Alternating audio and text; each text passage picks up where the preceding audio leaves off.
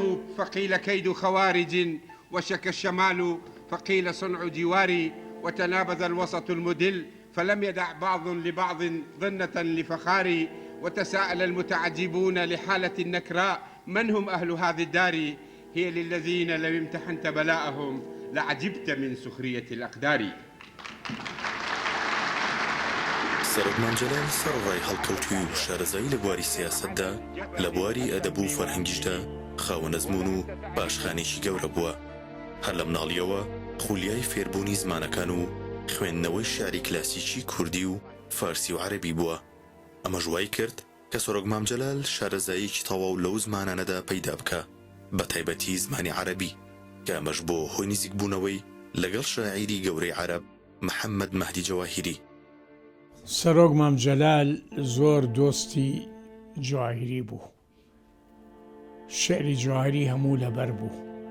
جارێک عەرزم کرد تۆ لە من زیاتر نزیکی جواهیریت، فەرمووی من زیاترم لەبەرە بەڵام تۆ باشتری لێ ئەزانی. یعنی مەبەسێ بوو کە لێگانەوەی ئەدەبی من باشتر ئەزانم، ئەویش تەواضعکاری مام جەلال خۆیەتی. سەرەتای پەیوەندی سەرۆک مام جەلال لەگەڵ شاعیری گەورەی عەرەب محەممەد مەهدی جەواهیری بۆ ساڵی 1950 دەگەڕێتەوە کە یەکەم ڕێکخراوی ڕۆژنامەنووسانی عێراق دروست بوو، کە جەواهیری نەقیبی سەندیکاکە و سەرۆک مام جەلالیش ئەندامی دەستەی کارژێڕی بووە. شەوقا جەلال کە شەوق العەینی للوەسەنی پارچەیەکی جواهیریە بۆ مام جەلالی ناردووە. خۆشەویستی تایە، سۆزی تایە، ڕەخنەشی تایە. کڵاوە کوردیەکەی سەری کە هەردەم هاوڵی بوو گەواهیە و ڕاستیە دەدەن کە چەند پەیوەست بووە بە دۆزی کوردەوە. ئەو کڵاوی کە سەرۆک تاڵەبانی پێشکەشی کرد و ئەویش وەک خۆشەویستی و وەفایەک هەردەم لەسەری دەکرد کە سەرۆک مام جەلال دەیویست لە سلێمانی پێشکەشی بکە، بەڵام بەهۆی نەخۆشی جەواهیری نەگونجا، بۆی نووسی پێشکەشە لە عەرەبێکی بەکوڕکراوەوە بۆ کوردێکی بە عەرەب کراو، وەک پیشاندانی ڕێزێک بۆ هەڵوێستەکانی جەواهیری. جواهیریش شاعری گەورەی عەرەبە بە بێگومان، بەس ئەو لەبەرکردنە و ئەو پەیوەندیە ئەوانش گەورەی مام جەلال و شارەزایی مام جەلال دەرەخەن. یعنی کە بولوانەیە کە وەک شارەزای شعری جواهیری بێ کە قەلبی لی کوردستانە و داوەڵفەموو ئەوەی خوێنەوە لە بەرلین، مام جەلال هەڵسا ستایشی کرد. دوایی بە منی ئەو تۆژە بێ هەڵسی هەستا منیش قسەم کرد. جواهیری وەڵامی هەردووکمانیایەوە، وتم مام جەلال وەڵامەکەی منی گەورەتر ویایی تۆ وتی هی تۆ بەڵام بینووسە.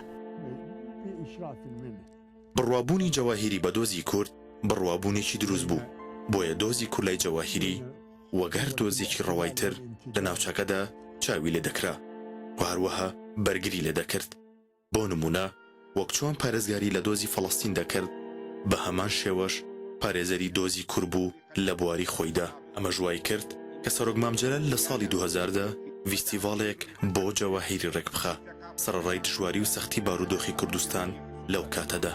سلاما ومنذ العصور الخوالي مذ اخضر حقل بسمر الغلال ومذ حكمت سادة في الموالي تنسمت الأرض ريح النضال زهت بالشريد رؤوس الجبال وتاه الثرى بالدماء الغوالي ودقت مسامير خجل عطاشا بكف المسيح فطارت رشاشا بقايا دم للعصور التوالي تخضب بالمجد هام الرجال. کاتێک مام جەلال لە یەکێک لە لووتکە عەرەبیەکاندا هەڵەیەکی زمانەوانی عەرەبی بۆ هیچێک لە ئامادەبوان ڕاست دەکاتەوە، دەبێتە جێی سەرنج و تێڕامانی ئامادەبوان کە چۆن کەسایەتێکی کورد بەو شێوەیە شارەزای لە زمانی عەرەبیدا هەیە. شارەزایی مام لەو زمانەدا ئاسایی نەبوو، بەڵکو گەشت بۆ ئاسیشیکردنەوە و وەرگێڕانی شارەکانی جەواهیری کە لە لای عەرەبەکان خۆیان زۆر بە قوڕز وەسف دەکرا لە ڕووی بەلاغە و زمانەوانیەوە.